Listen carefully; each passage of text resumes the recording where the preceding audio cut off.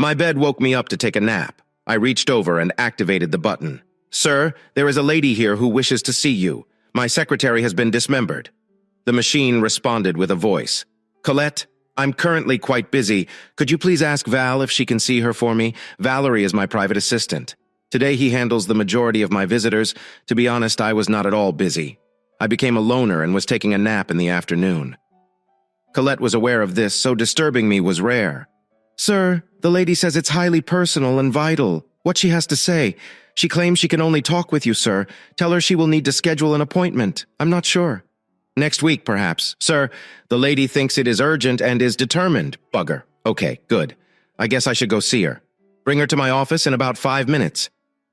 I got out of bed, gave my face a short wash in the bathroom to wake myself up, and made my way through the penthouse to my personal office. I gazed out the window to see the vista of the city below. Oh, I despise this bloody place. I despise every single thing about it. I think I despise everyone on the 17 stories below me, even if they all work for me. Colette walked inside the office without knocking. She never knocked anymore because I was seldom in there. Now I'm just the organization's public face. I was only here in my penthouse room because I had nowhere else to go and nothing to do. Colette was meant to be showing a really nice young lady in Strode, and she walked past her into the office in an officious manner. But I believe the unexpected grandeur she found herself in caught her off guard and knocked the wind out of her sails. I could see she was accustomed to being uncomfortable in her surroundings. She was unexpectedly introduced to Mr. John Crawford. She inquired before Colette had had time to make her formal introduction. "That is who I am. June Parsons is with Zulu Social Services. I'm not sure, but I believe her statement was intended to make me feel scared. And miss, what can I do for you? Or is Mrs. June Parsons from Zulu Social Services? Please refer to me as June. We try not to be too formal." I could see perplexity on her face. I believe neither I nor the environment she found herself in met her expectations. This woman was used to dealing with people on the opposite side of the financial spectrum, and she seemed completely out of her element here with me. "Everything is okay, June. You may refer to me as John. What can I do now for you?" "Kindly pardon me. Colette, that's okay. You are free to leave Miss Parsons with me. I appreciate it." Colette gave me a questioning glance and a wink as I exited the office, closing the door behind her. Well, my visitor was extremely lovely, and the gold diggers had used some unusual methods to reach me in the past. "Hello, Mr. Crawford." "John, I apologize to John. I work for social services and can sell you. You've already said it several times. Please let me know how I can help you." "There are. Where do I begin?" She spoke as she looked around the room. The place's beauty was clearly not what she had expected. "Look, I have a case. There are 2 children involved, as well as a mother who attempted self-deletion. Perhaps you would benefit from reading this note. It was discovered beside the mother." She handed me an envelope that contained simply the note and was more like a letter than a note. I sat down in my large swivel chair and opened it. The first line said, "My dearest John." Darn, I recognized who it was from right away. My mind flashed back 11 years to when my formerly happy existence came to an abrupt halt. Crap. I remember having a hell of a bloody morning. A water main had burst on Chiswick High Route, causing gridlock as people sought to navigate the restricted route. When I attempted to sneak into my office without being detected, I was about an hour and a half late. My commute to work had turned into a gory nightmare for the 2nd time that week. When I entered my office, June, my secretary, wasn't actually mine.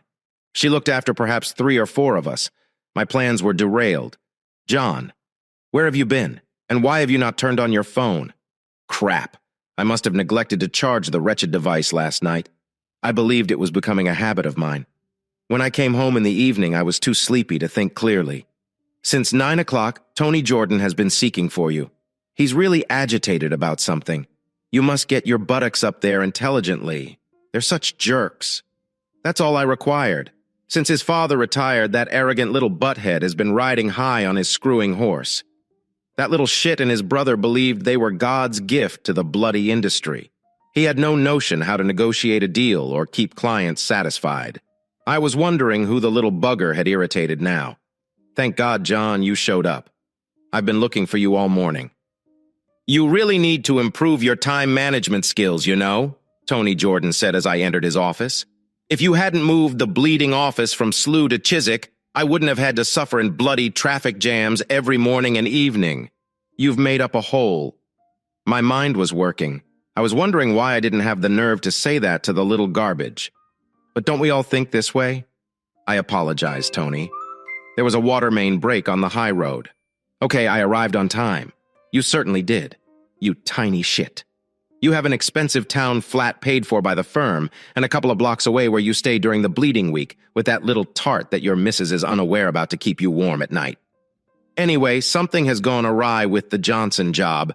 They are once again late with their deliveries. I need you to go out there and speak some sense into Johnson's board. Pour some oil on the water. They're threatening to take their contract elsewhere. If this happens, not only will heads roll here, but also at the facility. You've tried to sweet-talk Johnson before. I'm confident that you can do it again. And why aren't you going too? I considered. While you're at it, take your brother Robert's mound of stuff with you. You're destroying this bloody corporation.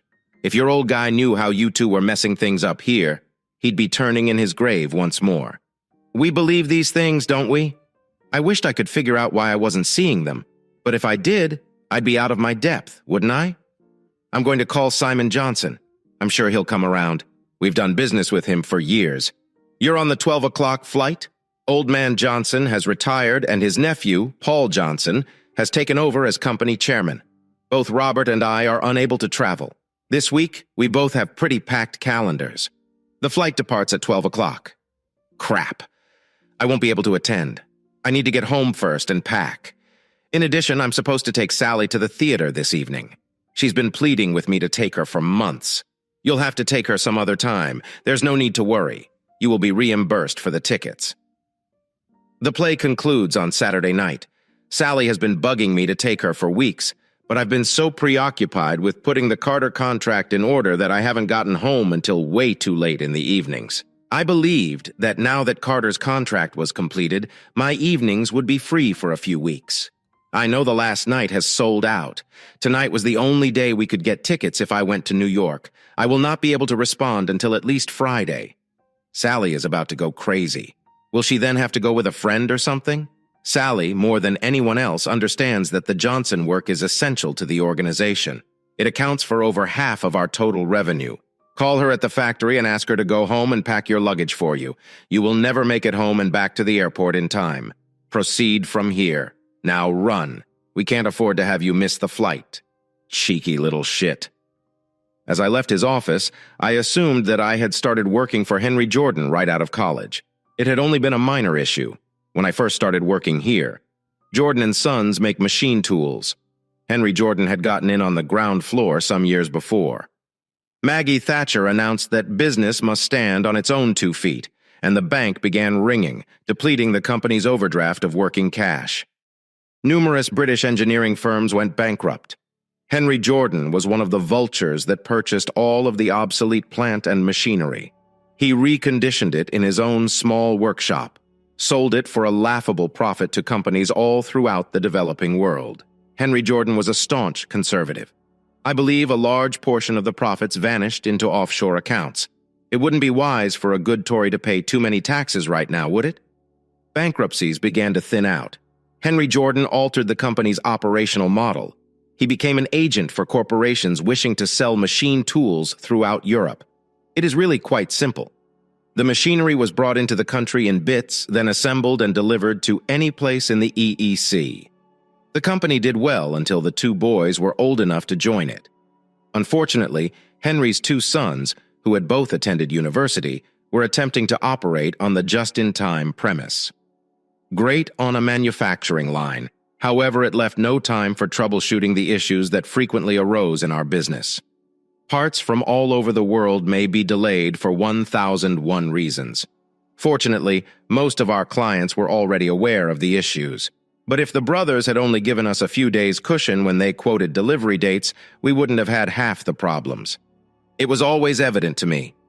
Inform the customer that they can get it in 3 weeks. Then inform them that you can deliver 5 days early. They are satisfied. Tell them they can have it in 2 weeks, but it will be delivered a week late. Crap flies, and never promise something you can't keep.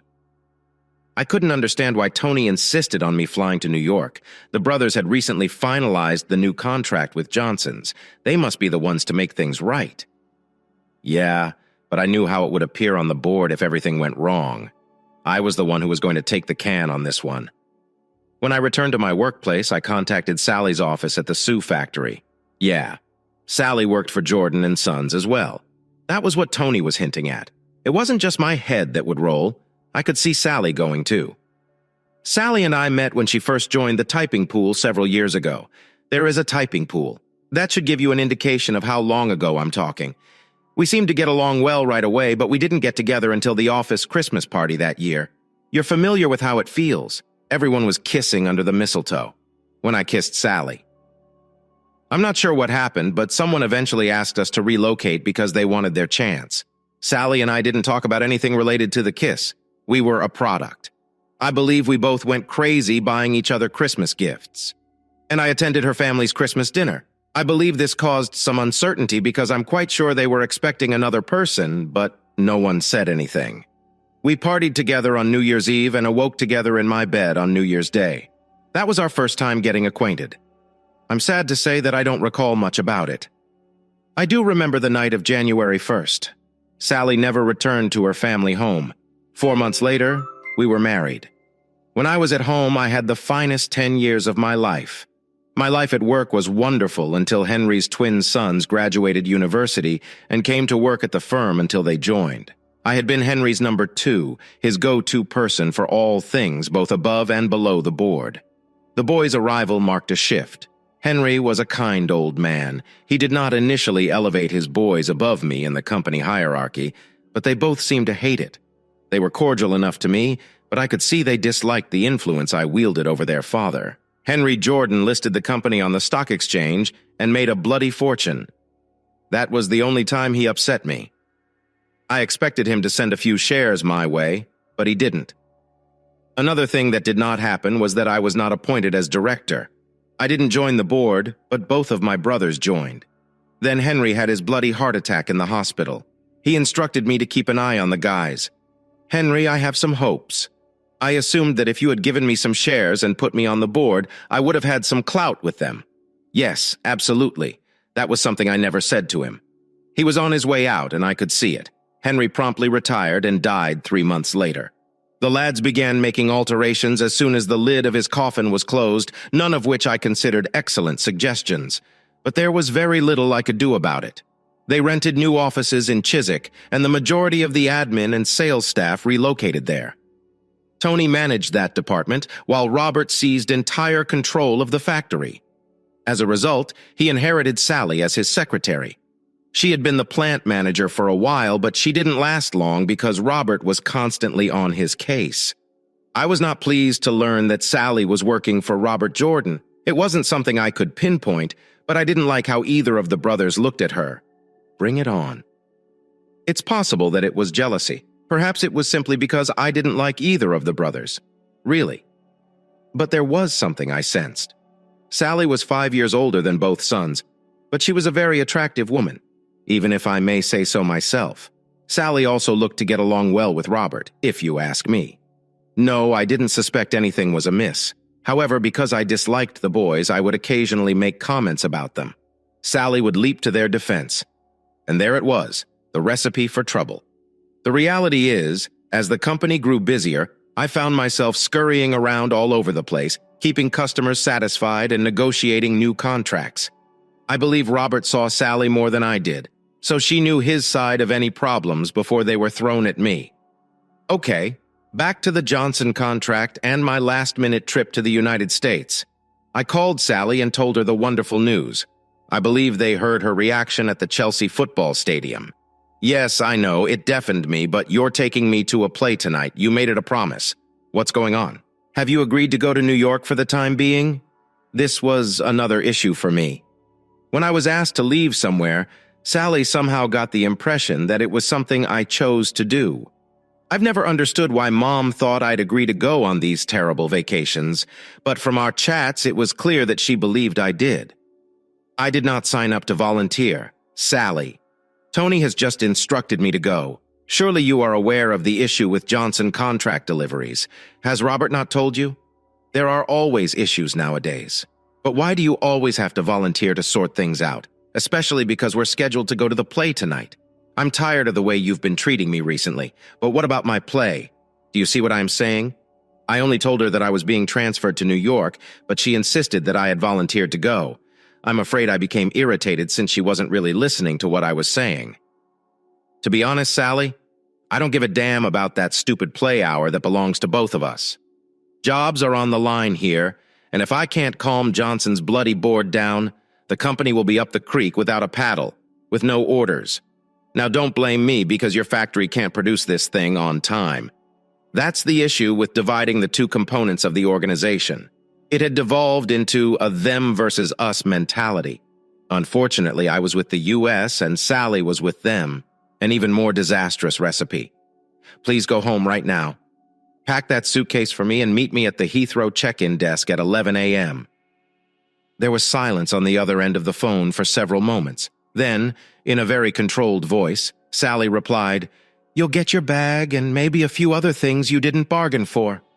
I am not your skivvy, you know. The phone line stopped working. What motivated me to do that? Why did I yell at Sally, and why did she yell at me, darn? When she met me at the airport, I realized I needed to apologize, but it did not occur. At 11 a.m., I was waiting at check-in, but Sally was nowhere to be seen.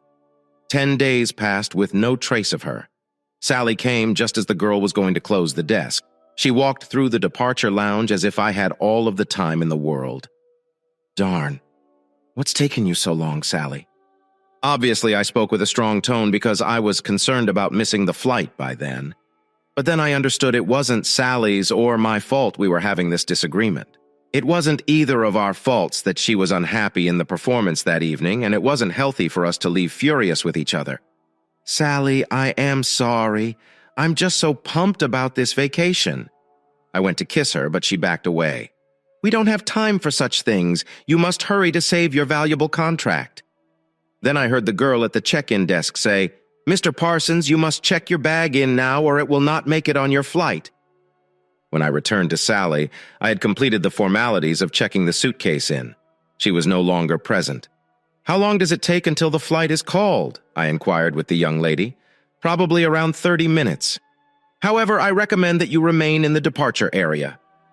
I dashed in the direction Sally had appeared from, but Sally must have moved much faster when she left than when she arrived at the end of the concourse. Was the entrance of an enclosed bridge that led to the short-term parking area. I was halfway across the bridge when I noticed the bright yellow Lamborghini exiting the ground-level car park. Sally's coat was just visible through the passenger side of the windshield. I knew who was in the driver's seat even though I couldn't see him. Robert Jordan let no one save himself to drive his bloody status symbol. I was really pissed. Robert Jordan was too busy to go to New York, but he had time to drive. This is my wife. As I returned to the terminal building, I was really furious. Unlike normal, I walked into the bar and ordered a drink after sitting there fuming for about 20 minutes. My flight was called, and I spent much of the flight in the departure lounge. I reviewed the contracts as carefully as I could, looking for the loopholes Henry always included. This offered us some freedom in terms of delivery dates and the like. But the boys had attended the most recent contracts. The majority of those modest small doors were closed. On my arrival at JFK, I was greeted by none other than Paul Johnson himself, along with Petra, his personal assistant, whom he had clearly inherited from his uncle, and a small entourage. Indeed, men. I'd already met the kid a couple times. This is a bit of a misnomer. However, Paul has always resembled the Jordan brothers. My next-door neighbor is really young. I'd only had around 5 years on them previously. Simon Johnson had usually done the majority of the talking, with Paul simply being one of the other minions who mystically nodded in agreement to everything Simon said, and of course, laughed at his jokes. Paul's overzealous welcome set me on edge, as did the group of flunkies he had with him who brought my bags and laptop to the waiting limo. "We've assigned you to the company suite by the door," Paul explained. "I was expecting to see you during this trip, but the timing is awful. He is still on his global cruise. He told me to let you know that he'd look you up when the ship arrives in Southampton." I recall thinking it was weird for Simon Johnson to want to do this. Yeah, I had always gotten along with the old guy. Henry Jordan and I had met several times in the past. We've been interacting with his company, but I never assumed our friendship was anything more than business. Why on earth would he want to meet me now that he had retired? Over the years, Henry Jordan had consistently remained at the Waldorf Astoria. However, when I visited New York on my own, I preferred to stay in less opulent accommodations. But Paul told me that the suite belonged to the corporation, so I assumed it was just vacant. I couldn't picture the Jordan brothers paying for a suite for me. Paul dropped me off at the WA and told me he'd send Petra to pick me up for supper at 7 o'clock. He and his small entourage then left. Jesus, this excursion was becoming more perplexing by the minute. In theory, I should take or invite Paul Johnson to supper. It was now around 4 p.m. local time. I was wondering if Sally had gone to the theater on her own. After all, she already had the tickets. I dialed our home phone number as planned. There wasn't an answer.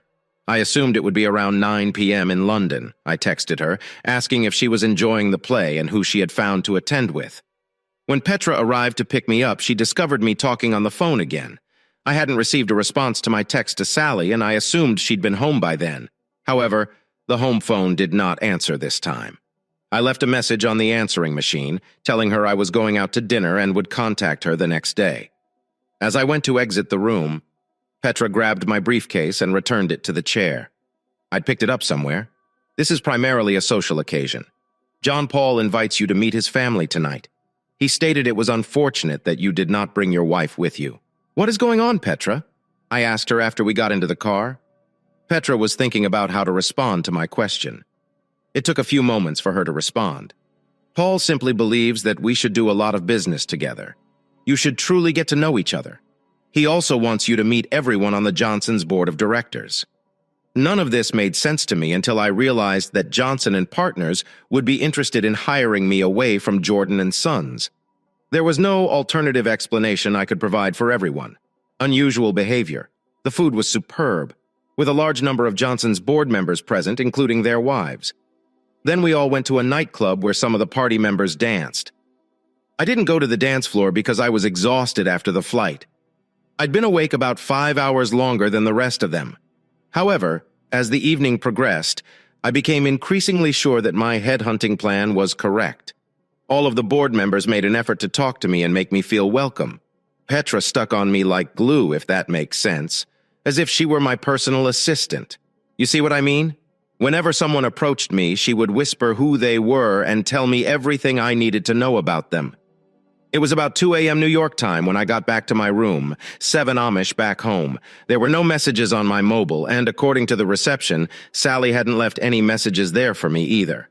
I debated calling her, but thought it was a little early to do so.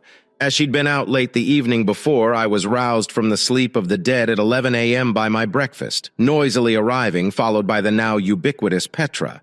She appeared to be serving as my personal assistant again.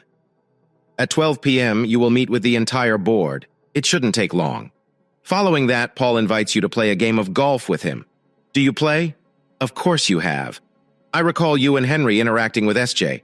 Anyway, straight after the meeting, you'll fly up to George's mansion from the building's rooftop helipad. Paul wanted to know how eager you are to return to London. That truly relies on what Paul and the board say about our late deliveries. I believe they will appreciate whatever you say. After all, you are it. Anyway, they recognize and trust you. Now get moving or you'll be late for the meeting. Petra had abruptly lost her normal self-assurance. She seemed unusually flustered for a minute, and then she was in a hurry to leave the room or at least be out of my company for a while. To be honest, I hadn't paid careful attention to what Petra was saying since I was eager to call Sally. I tried calling her factory office, but the switchboard cut me off. The girl stated that Sally was not at the workplace that day. Luckily, the receptionist was a temp and didn't know my voice.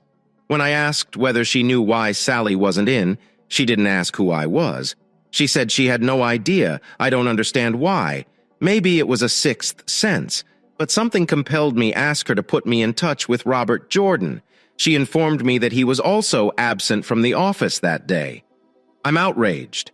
I tried calling my home number again, but it was not answered. Then I called Sally's phone, which was turned off. Robert's phone was also shut off. By then, I had gotten completely out of my pram. I contacted Tony Jordan at the Chiswick office. When he got on the line, I demanded to know where the devil Robert was. I told Tony there was something in the contract that I needed Robert to explain for me. It struck me that Tony took a bit longer than necessary to respond. I assume Robert has traveled to Brighton. He is meeting with Carter's industry directors today. I believe he stated he was going to bring Sally along to take notes. You're familiar with Tony's recollection. You made a poor decision, you lying little loser. I closed that terrible contract last week. It's signed, sealed, and delivered.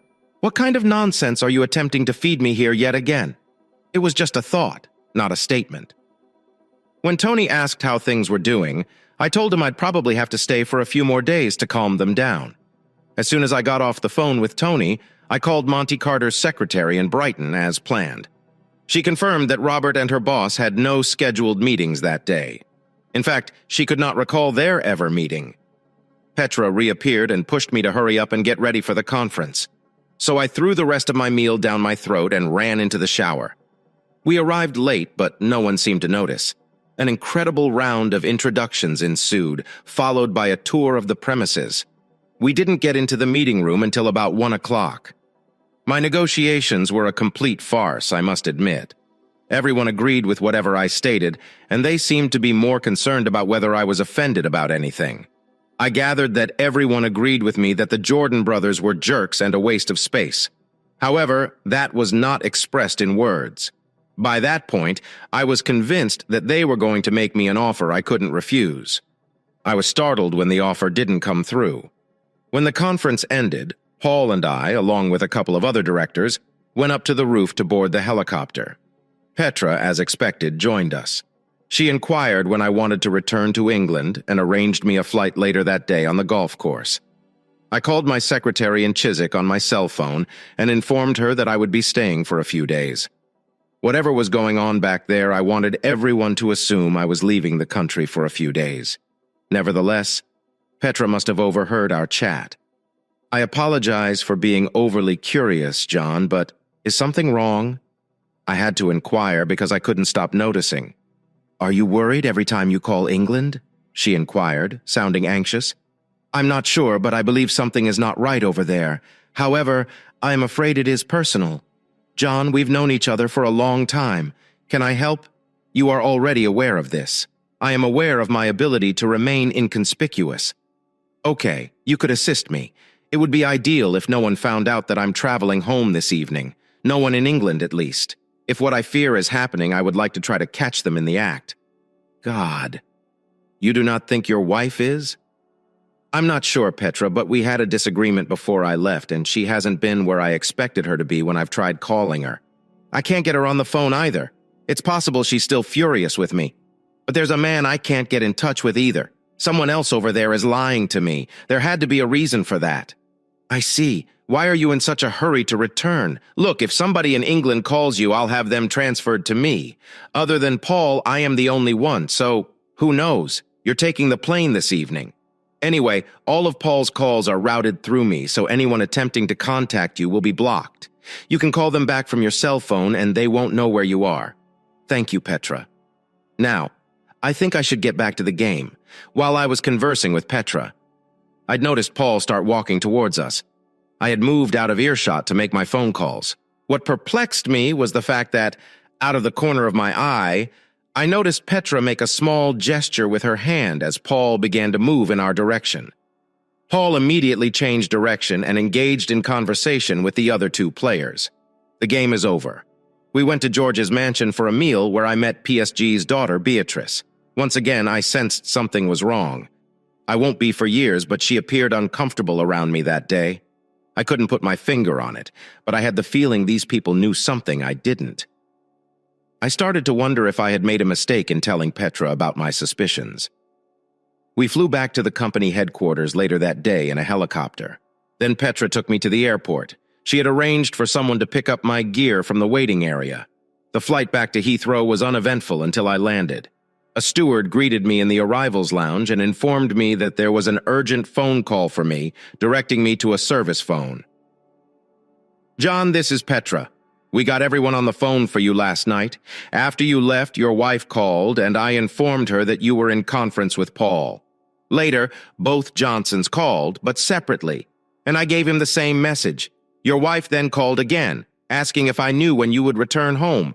I told her I had you booked on the Saturday evening flight. Was that okay? Thank you, Petra. That should be okay.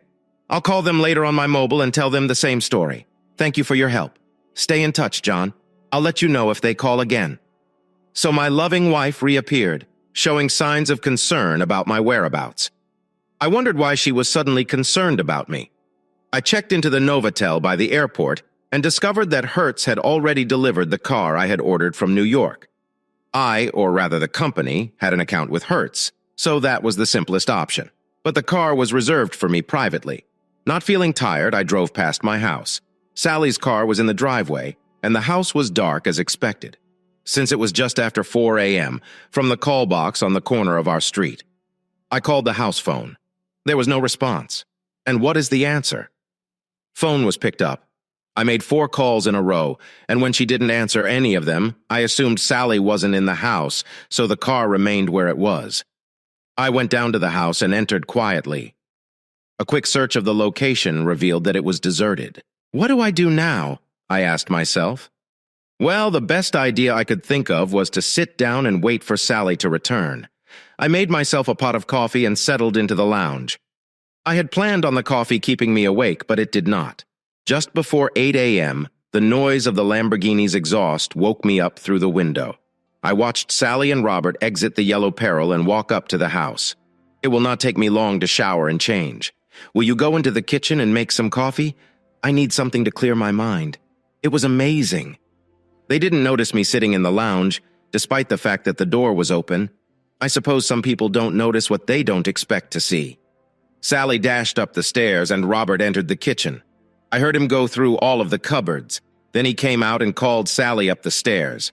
Where do you store your coffee? Percolator Sally is on the side. She called back to him. Well, I can't find it. He called back to her. I heard Sally return down the stairs. She entered the kitchen and said, You men are useless without a good woman to look after you. That is funny. It should be to the side there. I don't believe I left it in the loo. My God, what are you doing here? Sally had come into the lounge looking for the coffee percolator after failing to locate it in the kitchen, and she had finally spotted me. She stood there in a skimpy bra and thong, which I had never seen before. I was just sitting here waiting for my faithful wife to return, and now I think I'll kick a slimy little jerk's teeth down his throat for him, I said as I got up from my chair. Robert and Sally appeared to be glued to the spot in shock for a moment. After all, they both knew I was still in the United States. Then Robert regained his composure and attempted to flee. Unfortunately for him, we had an unusual and complicated night latch on our front door. The darn lever on the thing turns in the wrong direction. The more he tugged and pulled on it, the more panicked he became. I slammed him against the door and punched the crap out of him. I don't think the little wanker knew how to defend himself. Sally was screaming at me that it wasn't what it seemed and trying to pull me away from Robert. I don't think I knocked him nearly as hard as I would have liked. To be honest, I am not an inherently violent person. So when he attempted to roll into a ball on the floor, I stopped hitting him. I believe some people would have used the opportunity to kick the crap out of him, but I couldn't bring myself to do it. I opened the door and shoved him outside after turning the couch in the proper direction. Then, without thinking, I grabbed Sally and pushed her out as well, slamming the door shut. I returned to the lounge. Only this time I went to the liquor cabinet. Sally banged on the door and rang the doorbell for a short time. Through the lounge window, I saw Robert, who had retreated to his car, emerge again, carrying a travel blanket that I assumed was to cover Sally's almost bare body.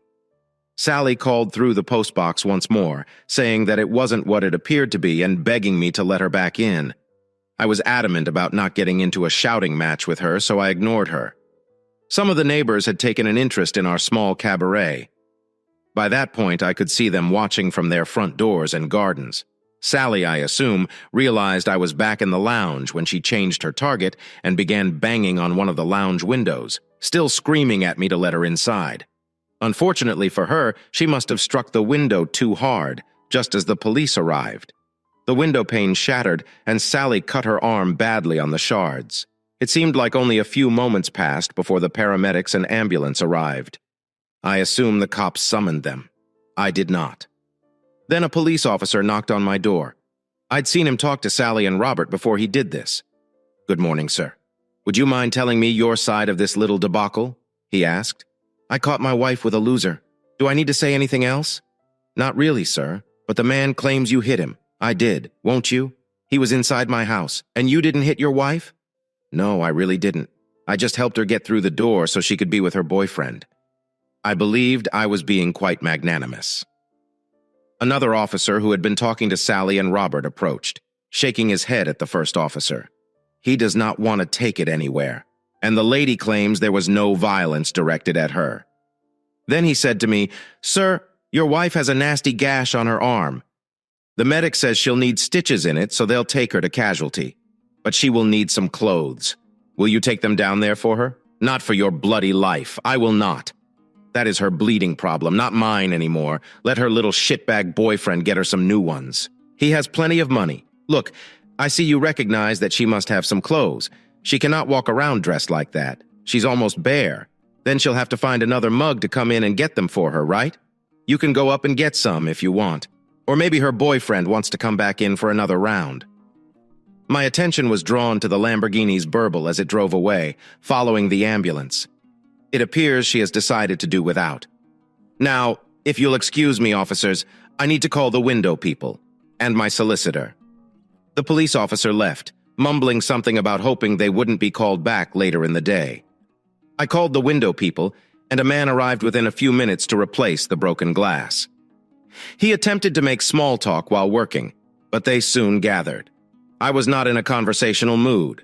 My solicitor referred me to a colleague who handled divorces at their practice. She told me she started the process, but couldn't do much until we found out who Sally was acting for. Everything depended on how Sally wanted to play things.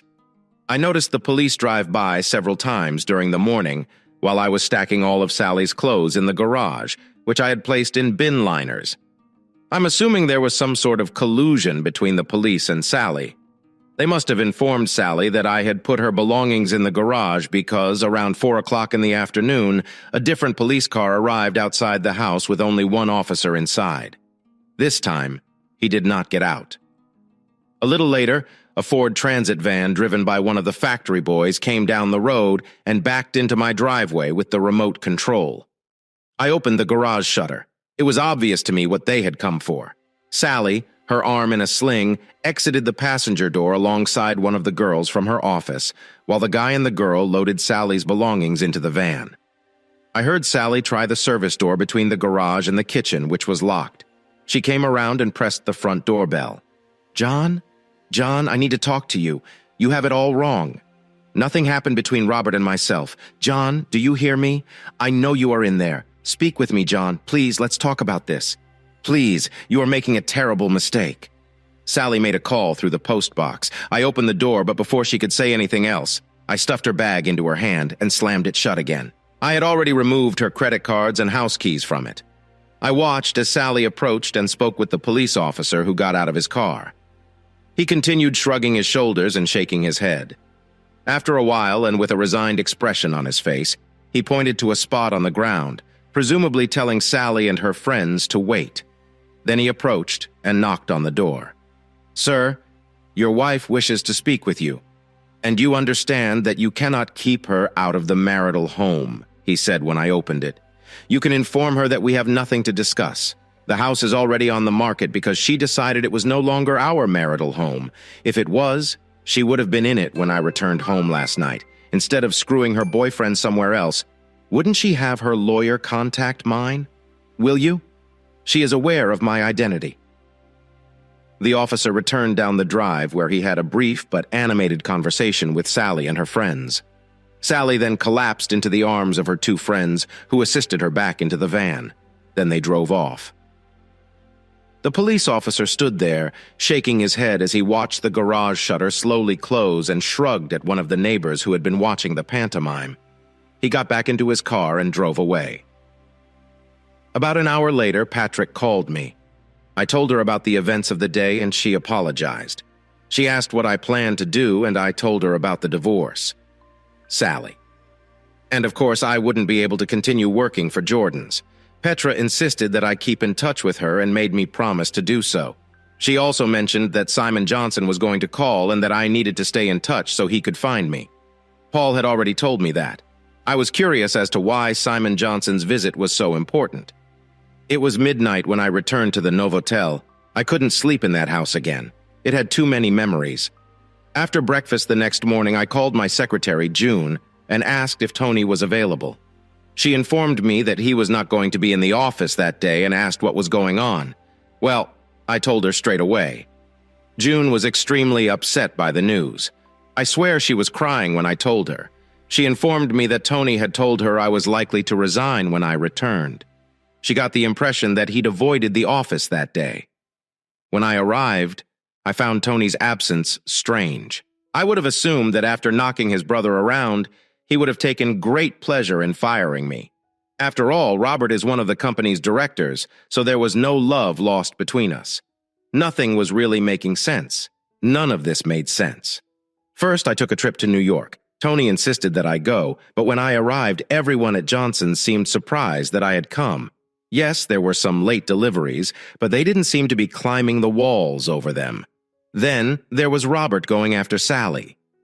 Yes, she's an attractive woman. But Robert was a bit of a lad when it came to women, and he always seemed to have a little dolly bird on his arm. Sally was at least 5 years older than he was, and nearly 10 years older than his typical tart. I do not know. I suppose they might have fallen in love. They did spend a significant portion of their working lives together, but I doubt Robert would have done so. I went into the office to collect my personal belongings.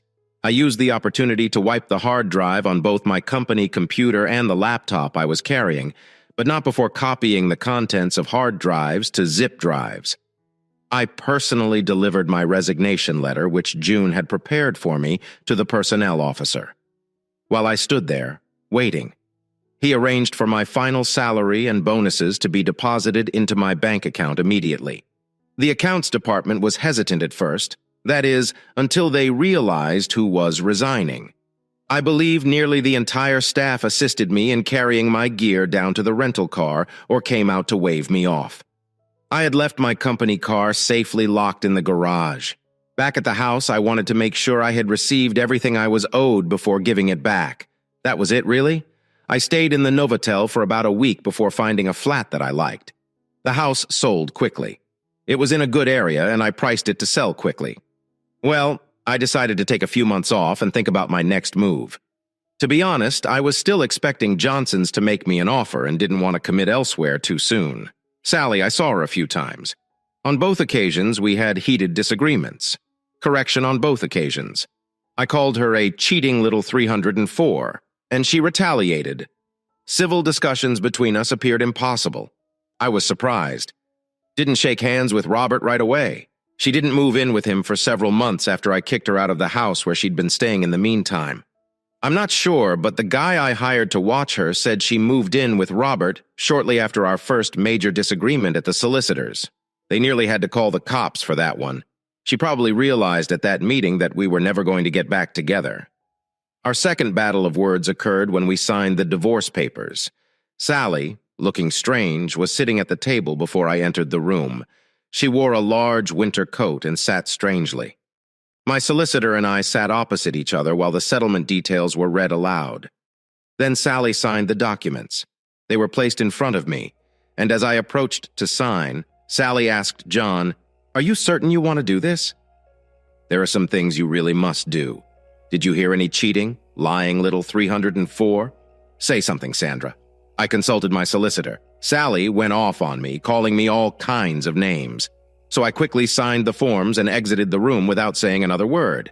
As I previously stated, I did not need or wish to engage in a slanging match with her. It had been a few weeks, perhaps a month, since the divorce was finalized. Petra called to inform me that Simon Johnson would be arriving in Southampton that weekend. I arranged to meet him at a hotel in town. After the awkward formalities were completed, Simon and his wife spoke with me about their cruise for a while. Once again, I had the impression he was up to something. Look, the guy was just a client I had known for years, but he was acting like a long-lost friend. We went through the condolences section for Henry's death, and he said he was very sorry to hear about what happened between Sally and me. And then he apologized profusely. He couldn't have acted sooner, but he had to follow Henry's instructions. That statement indicated to me that he had been evasive. That all ended when we entered the room. She said hello and gave me a hug and a kiss on the cheek, as usual. Then she handed Simon the briefcase she was carrying. I and Simon's wife then left the room before he opened it. "Right, John. Let us get down to business. Tell me what you thought when Henry floated the company but did not give you any shares." He suddenly inquired. I really didn't know how to respond. Well, it was his company, and he could do whatever he wanted with the money. I said, "But you helped him build it. From what I know of Henry, I'm guessing you've gone out on a limb for him more than once." I didn't respond to that. I figured he'd get to the bottom of it all before too long. "Did you know Henry also owned a large portion of Johnson's through offshore holding companies? Those same companies also own a sizable portion of Jordan's shares." This was news to me, but I decided it was best if I kept my mouth shut and listened to Simon. "Tell me, what did Henry tell you when he retired?" "He realized he didn't have long to live. He asked me to try and keep his boys under control. But since I was not on the board, there was little chance of me doing so. Yes, I apologize for having to tell you. He did it on purpose. He expected the boys to bankrupt the company within a year or so, and he did not want your name on the paperwork. He expected them to try to shift the blame on you. You are aware that if a company goes bankrupt due to mismanagement of its funds, the directors may be barred from holding other directorships, correct? Anyway, he expected the boys to bleed the company dry before long. Now, these papers make you the primary shareholder in those holding companies. Essentially, they are yours." Simon placed a stack of papers on the table, containing the details of all Henry's numbered bank accounts. I was supposed to keep all of this until Jordan and Sons went down the tubes, but given what the brothers did to you, I believe you should have them now. Did you know that under the terms of their father's will, the brothers could not fire you? I see you haven't. I believe the scumsucker set you and Sally up so you would resign. He sat back and gazed at me. "You know, John, you're a very wealthy man now, but all of your money is in offshore accounts, so you'll need to figure out how to legally bring it back into the country. I can show you some tricks there. I have some very inventive accountants. My thoughts were going in circles. He simply told me that Robert Jordan had seduced Sally and ruined my life for the sole purpose of getting me out of the firm. But why? You appear angry, John, and I do not blame you. Look, Henry never believed the boys were truly his. Martha had affairs while Henry was away at work. He had DNA tests done a few years ago, and for a while he believed he was their father, even though they weren't his sons. But he came to believe they knew he wasn't their biological father. He found out. They said some very negative things about him behind his back. Henry always said you were more like a son to him, so he decided you would receive all of his money. He assumed the boys would devastate the firm. I believe he wants them bankrupt and penniless, as I assume you do as well. But what about Jordan's staff? Everyone will lose their jobs. No, not if a large American company picks up the pieces. Do you get Henry's little game now? John Johnson's plans to cancel its contracts with Jordan's within the next week or so. Then, the next day, one or two of Jordan's offshore stockholders will sell a large number of shares on the London Stock Exchange. That should kill the stock price. A hint will be given to the appropriate bank directors who will call in the company's loans. Then a consortium will step in to buy the company's remaining assets from the banks. I'll let you guess who will lead that consortium and be the main shareholder. That part, however, will remain unknown. You will, of course, renegotiate your contracts with Johnson's. Hey, perhaps one day you'll invite me to join your board of directors.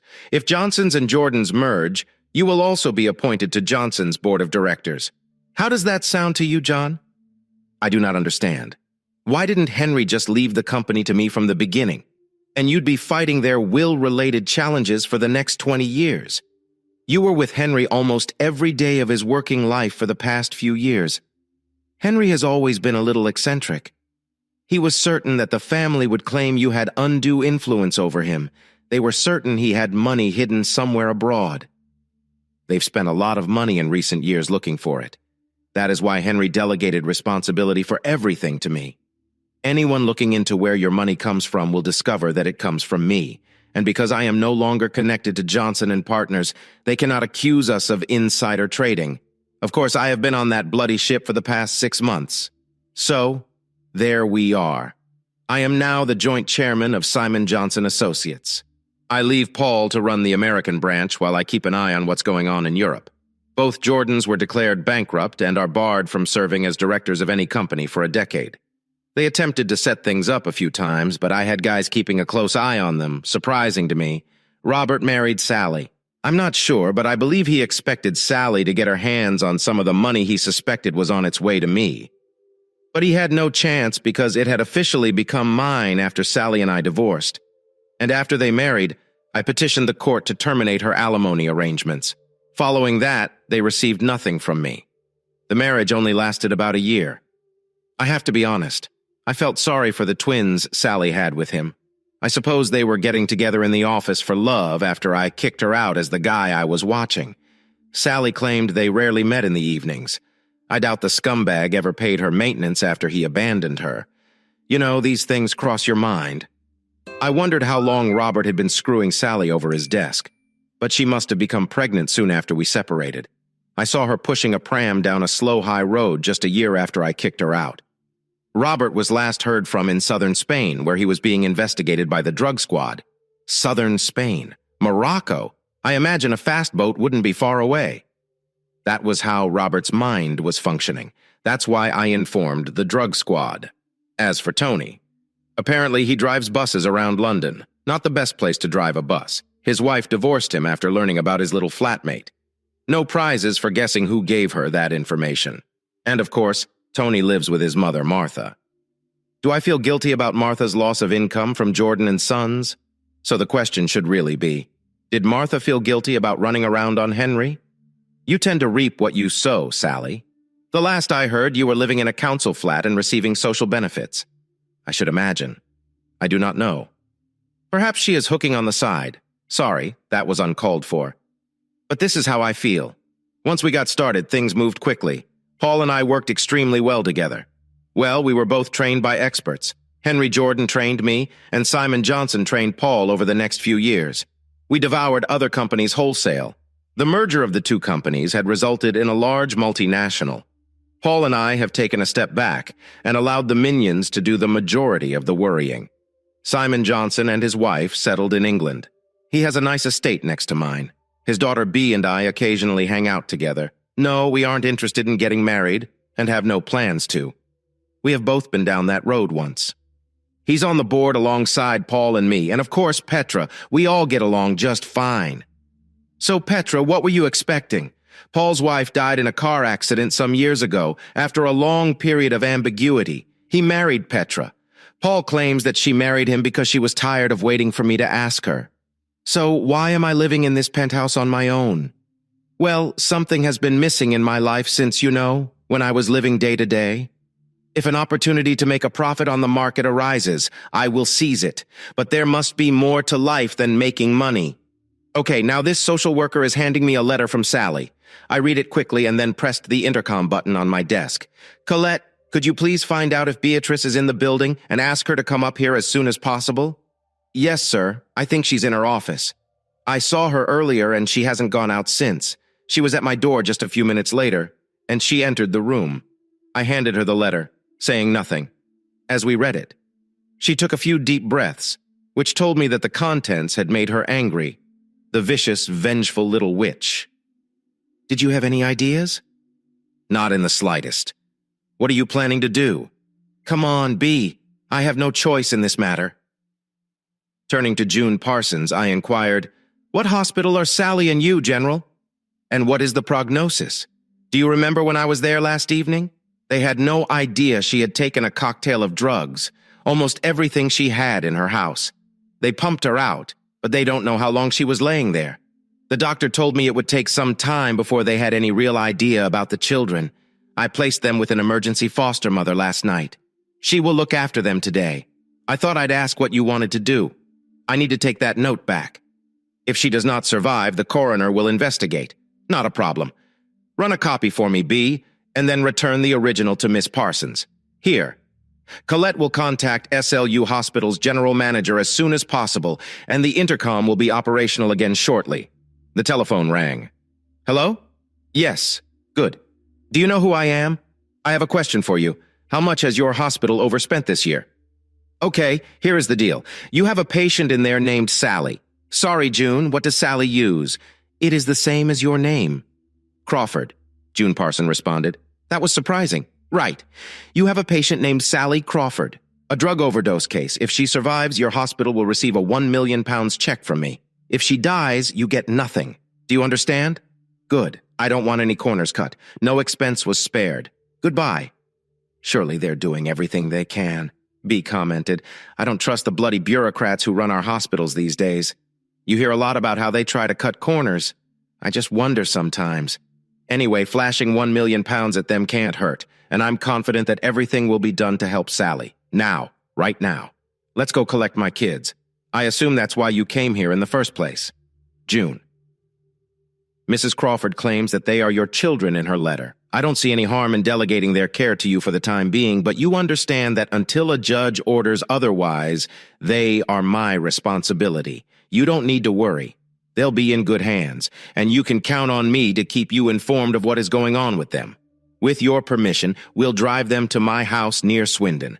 There should be plenty to keep them entertained until we find out how Sally is going to be. We can travel up the motorway in about an hour to see her in the hospital. I'm glad you are thinking that way, Mr. Crawford. Come on. We began this conversation with John in June. I'm sure the kids will be more relaxed if we keep it that way. The three of us made our way to the basement parking lot. Miss Parsons joined B and me in the back of my limousine for the ride to Slush. We stopped at the hospital first to check on Sally.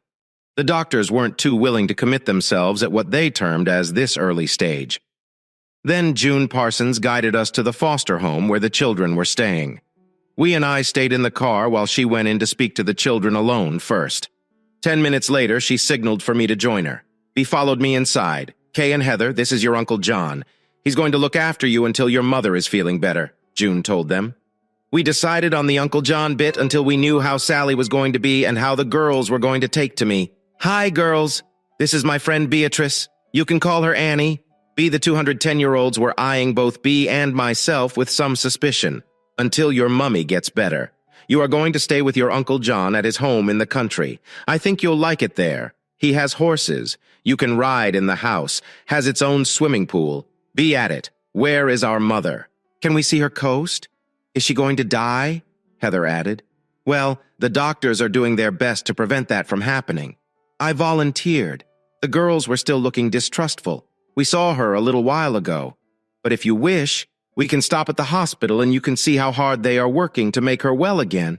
They might not let the children in to see her. June pointed out they'll let these children in to see their mother. I assure you. Remember those pound signs? I replied. We dropped off at the station where she left her car when she traveled up to town to see me. Then we went on to the hospital. As I expected, the rules were bent to allow the girls into the ICU. The girls didn't cry as I'd expected them to do. Actually, they were a couple of tough little cookies. And B pointed out there was a distinct family resemblance to myself at that point. I decided to forget about the DNA tests I had planned. The run down to Wiltshire was pretty quiet. Once they began to feel at home in the limo, the girls played with just about everything. The idea that you could watch TV whilst traveling down the motorway was novel to them. It was as we turned off the motorway that Heather turned to me and asked, "Your father, aren't you?" I could see no point in denying it. Yes, I believe I am. But I have to tell you, I was unaware of that fact until today. If I had been, you would have seen a lot of me. We know Mummy told us last week that she didn't tell you about us. We didn't know what she was planning to do, but she told us she had been very nasty to you and didn't tell you that you were our father. She said you believed her other husband was our dad, Heather continued. She was crying. Ach, added, that is true. Perhaps one day your mother will explain why she did what she did. Do you think she's going to get better than chaos? Well, I certainly hope so. She doesn't want to get better. She wants to go to heaven. Heather said, I can't believe that with two wonderful children like you, B replied. Mummy's tired. She works so hard and there's never enough money. Well, there is going to be now, and she definitely won't be working anymore there. See that little house? The car was just entering the grounds of my estate. When she gets better, I'm going to ask your mother if she would like to live in that house. You two will be able to ride horses here and swim in the pool up at the big house. The two girls' eyes were open wide as they stared at the mansion. The car had stopped in front of the house. Staff came rushing down the steps to meet them. I knew that hurried preparations had been made for the girls' arrival. One of the guest rooms with twin beds had been made ready for them. I think Bea and I were forgotten as the house staff fussed around the girls and whisked them away. "Well, that's a turn-up for the book," Bea said. "I wonder why she didn't tell you they were yours." Sally must have laid on quite a subterfuge to hide the fact from me that she was pregnant. You know, now I think about it, I think she must have been showing at that last meeting we had when we signed the divorce papers. As I remember, she was sitting at that table, all kind of hunched over, and she had a long coat on. I can remember thinking it was a very strange thing to wear on a nice day like that. I wonder why she hated me that much. After all, it was her that cheated on me. How else did she expect me to react when I found out she was sleeping with that loser? You'll have to ask her that. Supposing she survives. The children settled in very well. I thought getting fussed over by the house staff. They seemed to enjoy a lot. Every night I would tuck them up in bed and tell them a little more about their mothers in my life together. I stopped short of the last year. It was 2 weeks later that I entered the room where Sally was sleeping. She'd woken in a compos mentis condition for the first time. The evening before I placed the letter, she had left in her hand and waited for her to wake up. I suppose I must have dozed while I waited. "Hello, John. I apologize," was the first thing I heard her say. I looked over at her and saw she was staring at the letter in her hand. "How are my girls?" "They're fine. I left them in the swimming pool this morning. I can tell you they are wearing my staff out. They are 2 lovely girls. A real credit to you, Bea is going to bring them here this afternoon. Thank you. I'm sorry I hid them from you. It was a silly thing that I did in anger, but once it was done, I couldn't think of a way to reverse it. Well, I couldn't think of a worse way than the one you chose. I'm sorry, but I was desperate. You know, I owe thousands of pounds that I just can't pay back. Robert left me with so many debts. He had me sign for everything. I think that's why he married me, because he as a bankrupt couldn't get any credit. You have no debts now, Sally. I've cleared them all. And those sharks that you borrowed from are now out of business permanently. You found out about them? That wasn't hard to do. They turned up at your flat demanding money whilst one of my staff was collecting the rest of the girls' things. He told them to come later, and well, I think they got a bit of a surprise when they did. Rest assured, they are never going to bother you again. Why are you being so nice to me? The last time you saw me, that was a long time ago. Sally and I was still hurting then. Now it's just an unhappy memory.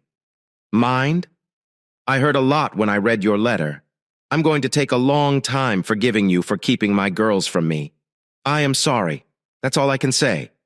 Well, as far as the girls know, we are friends now. Tomorrow, if you agree, you're going to be moved to my house. I've got a couple of nurses lined up to look after you there. When you've fully recovered, you and the girls can live in one of the estate houses. That way I can see them often. You're not going to take the children from me. I'm not going to take their mother away from my girls now. They love you. Possibly more than I did once. But I'll make sure you never take them away from me again. I apologize. That's all I keep saying. But I am truly sorry for all the stupid things I've done. There's one question that I've got to ask you, Sally. Why did you go with that bleeding creep in the first place?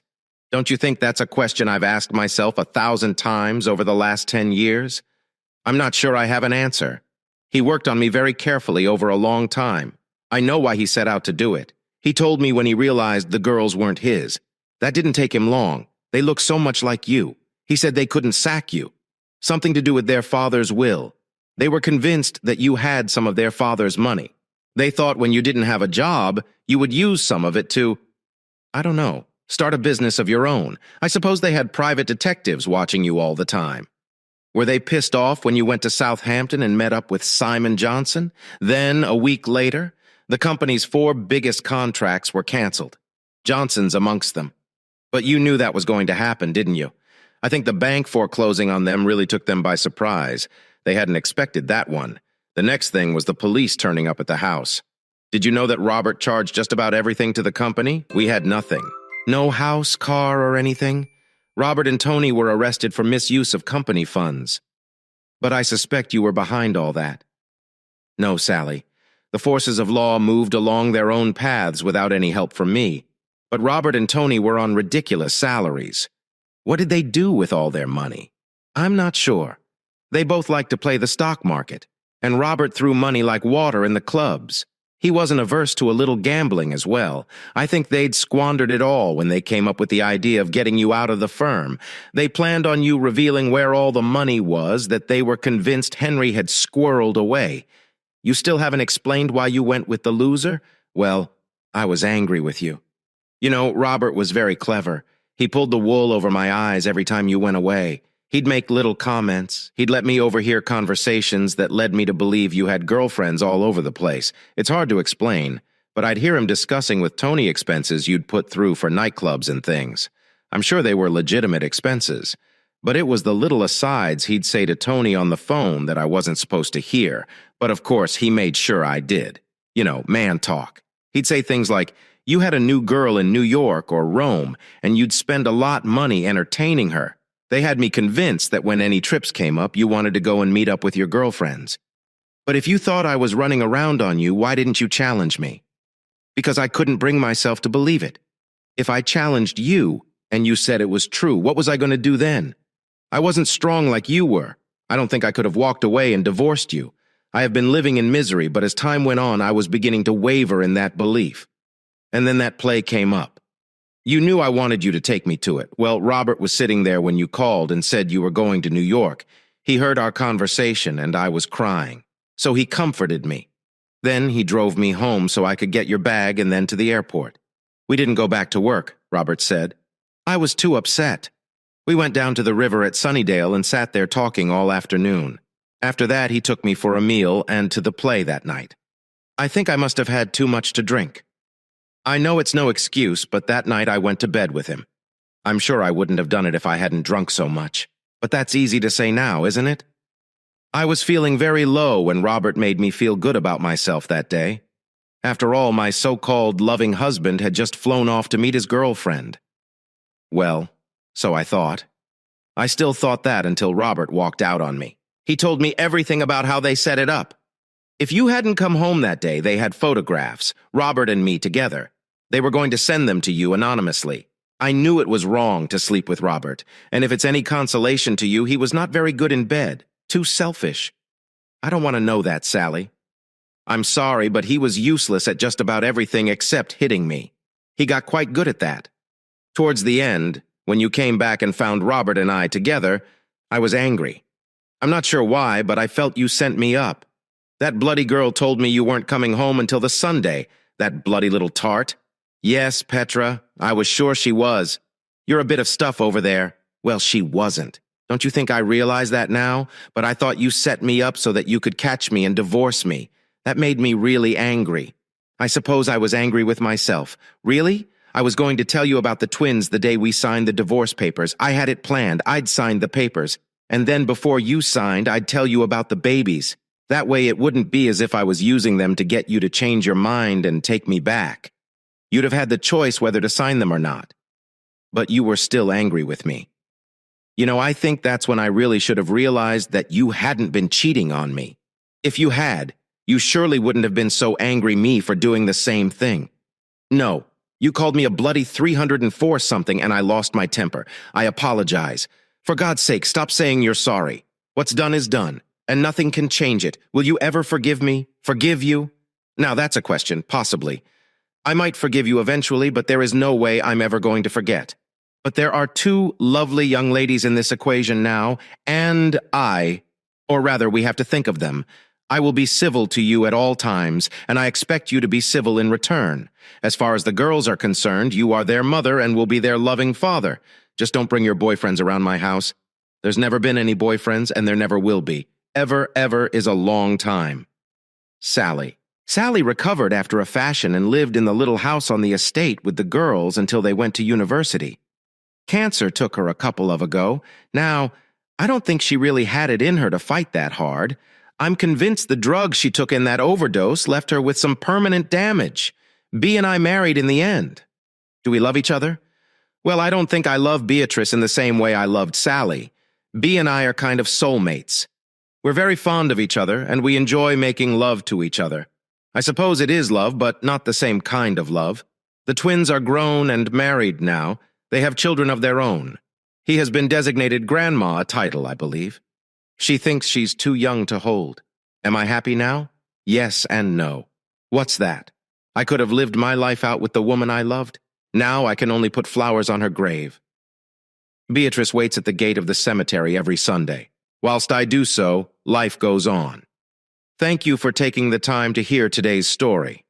If you enjoyed this article, please like it and subscribe if you have not already. If you have a story to share about your or someone else's situation, please do not hesitate to contact me. Take care.